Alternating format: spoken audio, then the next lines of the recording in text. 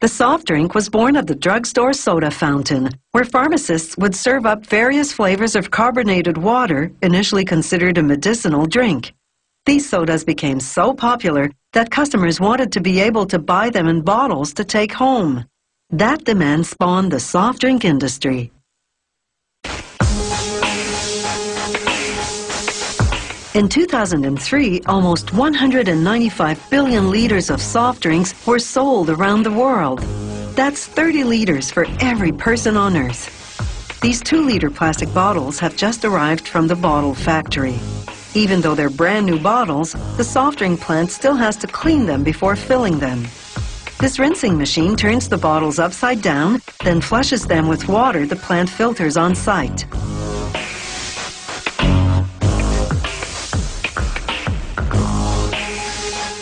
Once the water drains out, the machine turns the bottles right side up again, and they make their way to the filling station.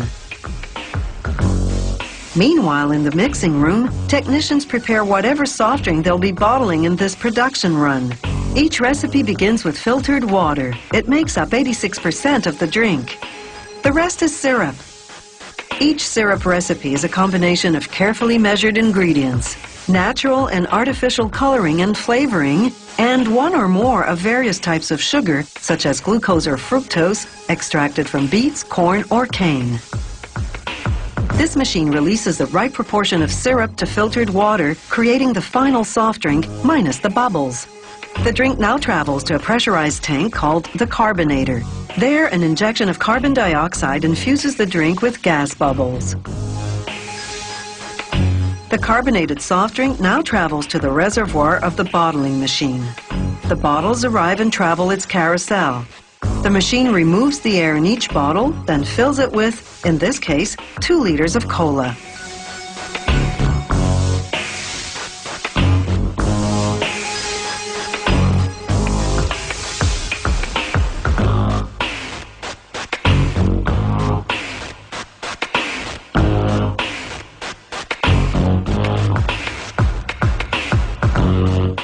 Now onto the capping machine. The caps come down a chute propelled by filtered air. The machine twists a cap on the part of the bottle called the crimp, intertwining the threads of the cap and crimp tightly to hermetically seal the bottle. Next stop, labeling. The machine's roller applies cold glue to one metal plate after another. Each plate then grabs a label and applies it to a bottle.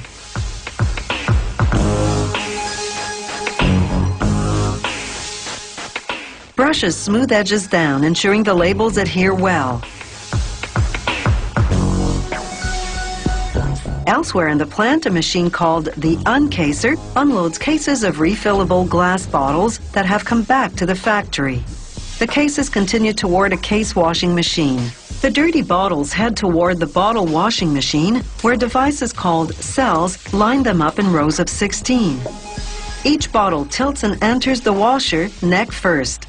Inside, a combination of powerful water jets and soap remove dirt and germs. Then water jets rinse off all traces of soap. As they exit, they pass in front of a neon inspection light. Workers pull any problem bottles off the line.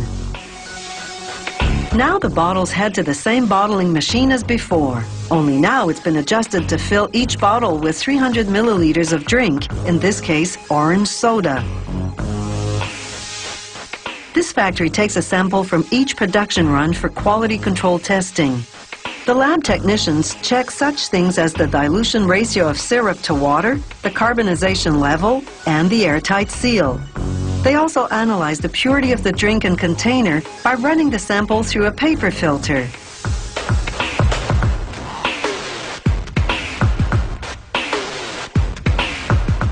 They put the filter into a petri dish containing the nutrients needed to grow microorganisms. Then they incubate at a precise temperature and observe if any bacteria grow.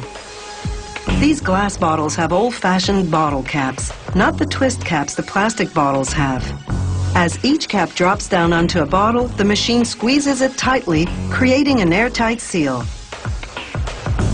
Once the bottles are filled and capped, they go into shipping cases.